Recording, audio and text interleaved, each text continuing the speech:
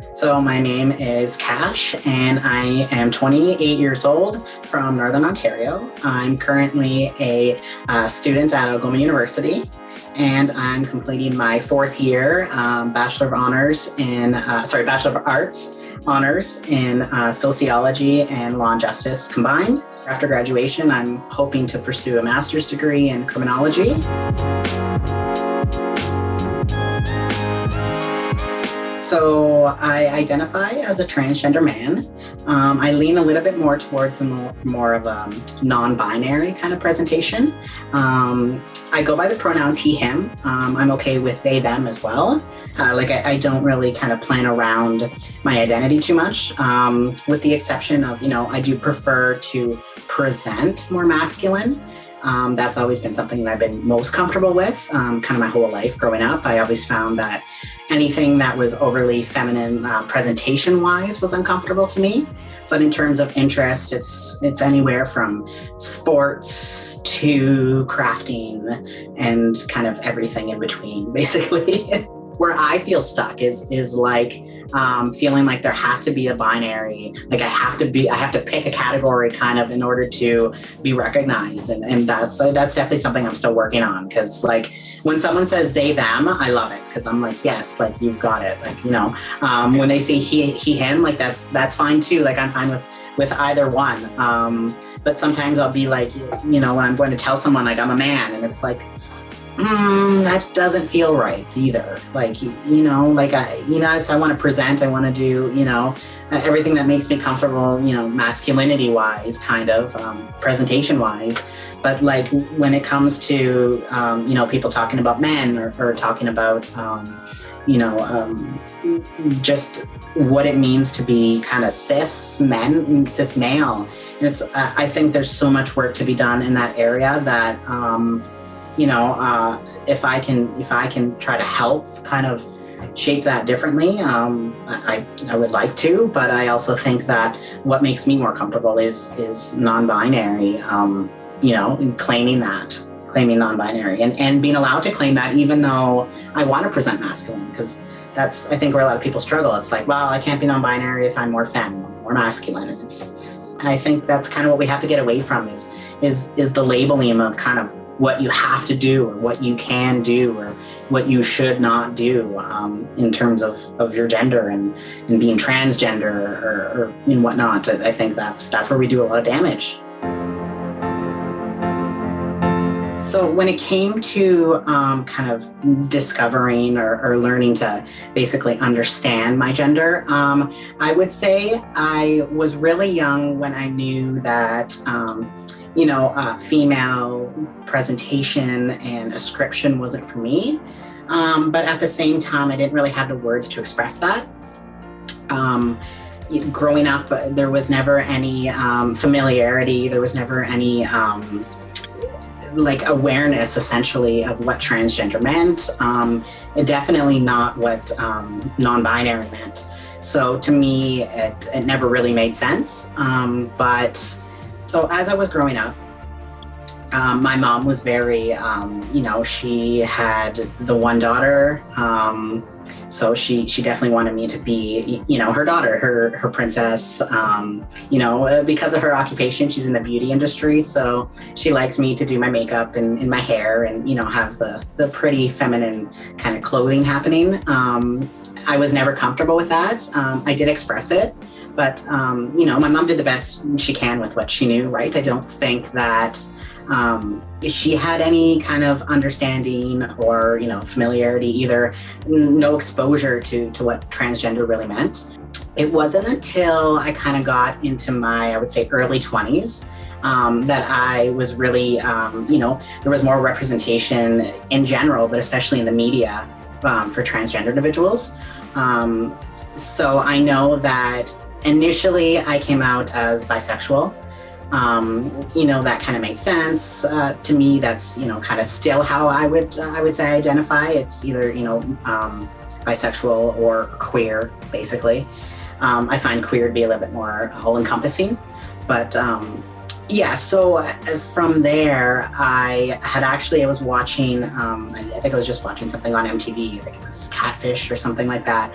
And I was introduced to Io Taylor Wright. And he now has come out and identifies as transgender. And at the time, I believe that his pronouns were they, them. It kind of made sense to me kind of in that moment. I was like, oh, there's someone else out there who identifies kind of in the middle, for lack of a better word. Still didn't know what it meant to be non-binary. At that time, I want to say 23, around there.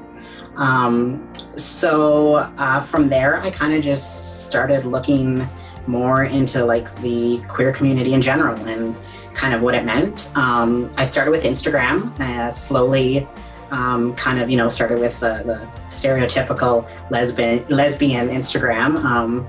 And from there, I was introduced to transgender men. And that was the first time in my entire life that I had heard of a transgender man, that I had, seen right in front of me that another transgender man existed. So I started following those accounts, and kind of as I seen those individuals be comfortable with themselves, and, the before and after pictures were a really big thing, because how I always felt was that I didn't present, I guess, masculine enough, that maybe I was too feminine prior, that maybe I can't possibly be a transgender man if I was that binary, I guess, that bound to femininity.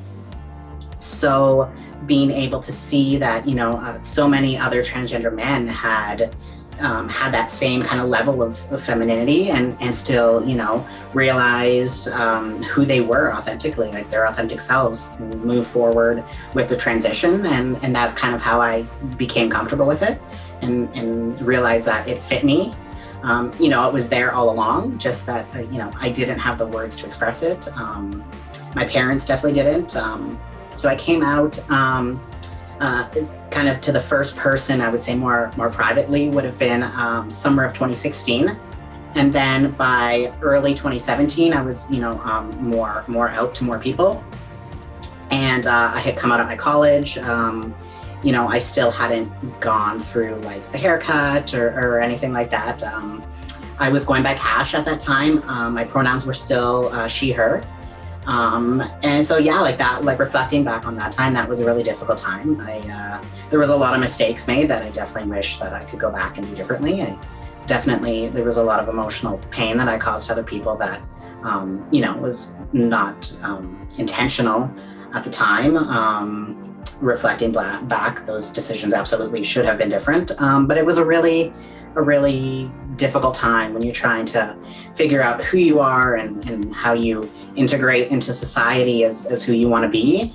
And then kind of casually, as I just, lived my life and moved forward, I was able to, the college situation didn't work out. So I went to the university, and that's where I really thrived. That's where I definitely grew.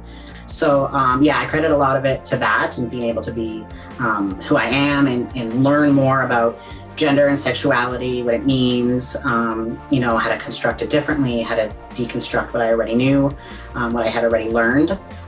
So I was able to grow in that manner. So that's definitely been a positive for me.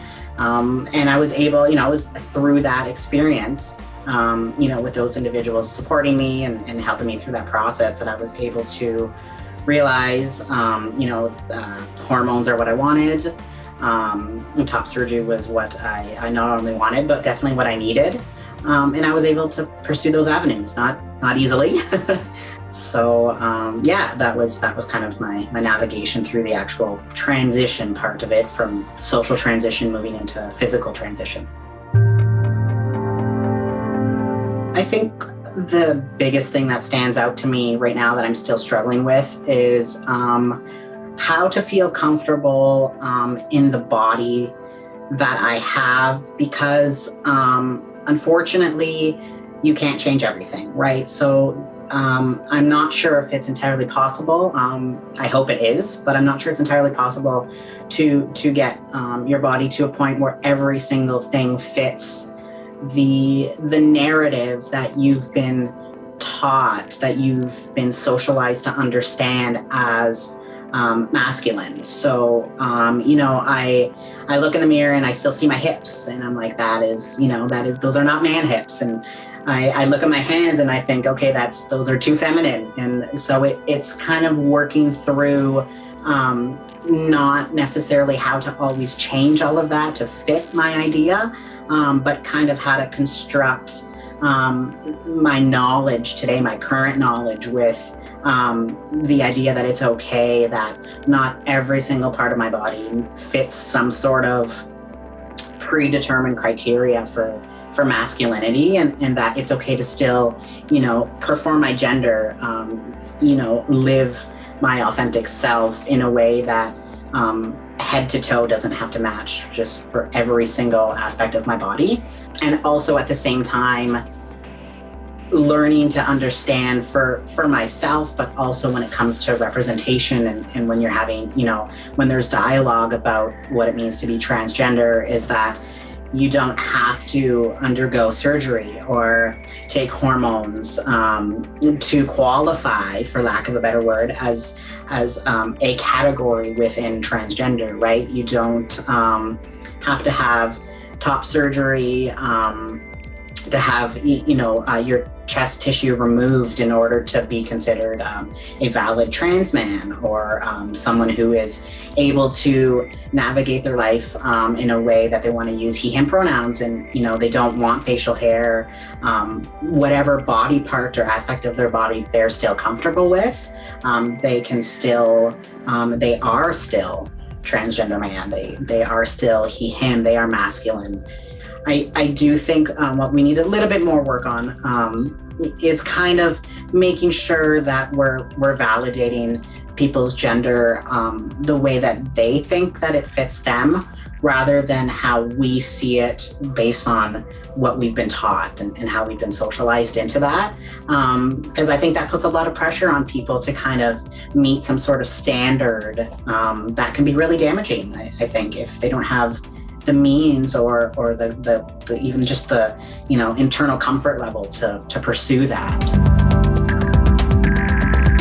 So when it comes to coming out, I think the concept of coming out is a difficult one, because I think a lot of people are under the impression that you come out once and then you're done. And I wish it were that easy. Unfortunately, it's not. So I would say that being able to, come out initially, there was that huge weight that was kind of off my chest, off my shoulders. It was like, okay, I can do this now. People know. You feel like it kind of gives you the room internally, emotionally, mentally, to process what it means to do something different gender-wise. We like to think that we all had the same experience growing up, that we all had the same encounters and the same, just general living environments, but the world is a big place, and different countries have different challenges and, different hurdles. So that's definitely, coming out is definitely complex. Sometimes it feels like a goal for people feeling that way. It's like, I have to come out. And how it changes your life, I think, is what you have to consider. There's undoubtedly good. I don't have any regrets with coming out. It's kind of an if I could go back thing. Of course, I would do things differently along the way. I would make better choices. I would, factor in the people around me and how my choices and my words and the things that I say and do will impact them. But I think I kept myself at the forefront, and that was what I had to do. And I think to some extent that's what I still have to do, while being cognizant of the fact that there are different people in my life with different needs, and I try to manage that.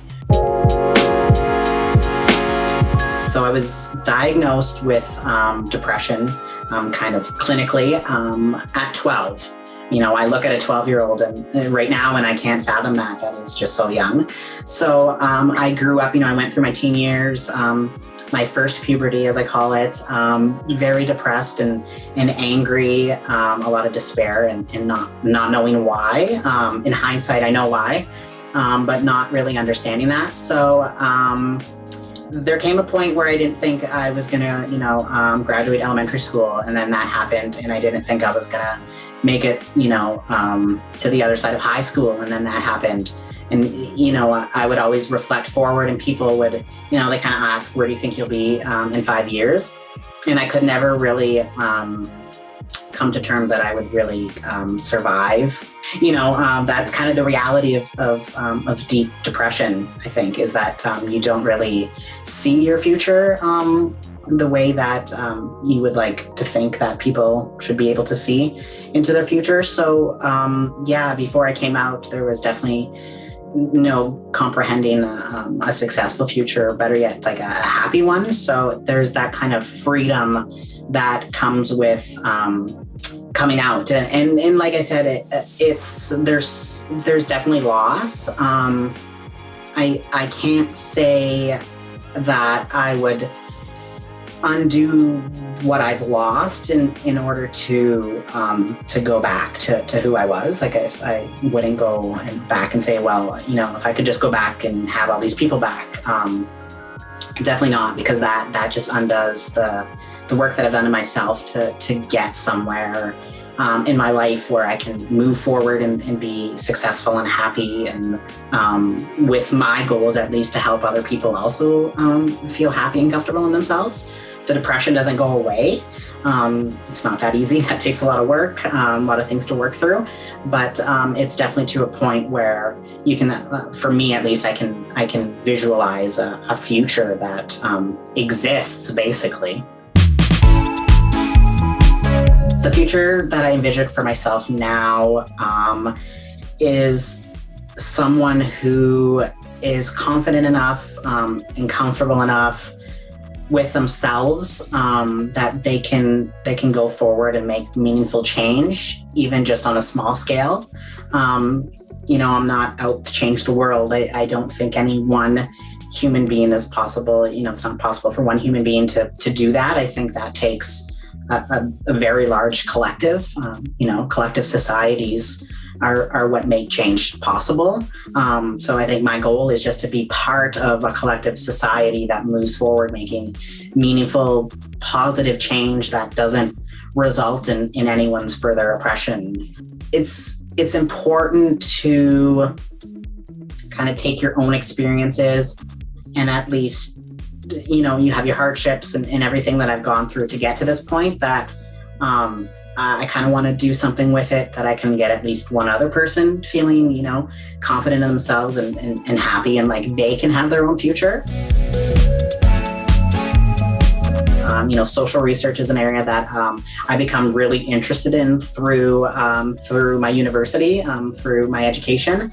As I was going through my own research project that I need to obtain my honors degree, Bachelor of Arts in Honors, I love it. And I think that it can, all it can do is kind of build one more stepping stone that we have towards getting some sort of change, even on a, again, like I said, on a small scale. Especially, I grew up in Northern Ontario. I'm still here. So my research was with local law enforcement, how we can better training with the LGBTQ plus community, and ensuring that, institutions that were kind of built on oppression and founded in the nature of marginalization and othering, that we're holding them accountable by saying, hey, you know what, this is our experience. This is what we need from you. This is how you can work with us, how we can work together to do it. So my research kind of helped highlight the areas that need some work, and the next step is kind of how do we do that, and how do we move forward with that, so that it becomes kind of standard, so that we don't ever have to, look at an institution such as policing and think, well, I wonder if they even know what transgender is, or will they even understand when I tell them these are my pronouns. That's something that I think, like, the kind of those basics is where we need to start. So the research that I've done personally kind of revealed a starting point. I do think that's based on location, definitely for sure. Again, Northern Ontario is so kind of secluded, not the most secluded in Canada, but definitely away from a lot of resources and representation in general. You go down to Toronto, even Ottawa, and there's so much more just visibility in general. And I think with visibility comes knowledge. So being kind of out of the way, like we are down here, is up here, I guess, is difficult. So, and that's right from Sudbury to Sault Ste. Marie. I think Thunder Bay is working on stuff, but again, they're still quite north, so they're they have a larger population, so they can move forward a little bit, but there's a lot of barriers to that when everything is so central in the core, and our core is Toronto. So sometimes it just feels like it's so big. Because again, I think sometimes we come into it thinking that we have to reach some sort of milestone, or there's some sort of end to the journey kind of of transgender, and I don't think there is, because I think society changes too fast. Things change too fast that a journey is just that. There's not often a destination. I don't know if I would want there to be a destination, because I think that would be boring. I think we would stop growing, I think, and becoming better as a society if there was some sort of, you've reached it type of destination. So I think that's the same with gender. I mean, we want to evolve it in a way that everyone feels valid and feels like they can be who they are. So I think we just have to be open to and willing to kind of guide people on their journey without making them feel like, they have to reach a destination to be successful, to be happy and authentic.